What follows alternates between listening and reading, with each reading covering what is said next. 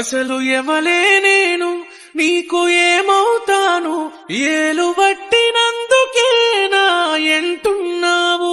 తాలి గడితివె నువ్వు చివరిదాకా, నేను తోడుగా ఉంటా నీకు నే అమ్మవుతాను.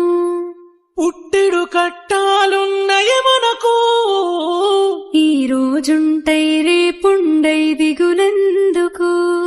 నాతో సుఖముండదమ్మ నీకు, ఎట్లయితే గట్లాయే ఇక చూసుకుందము.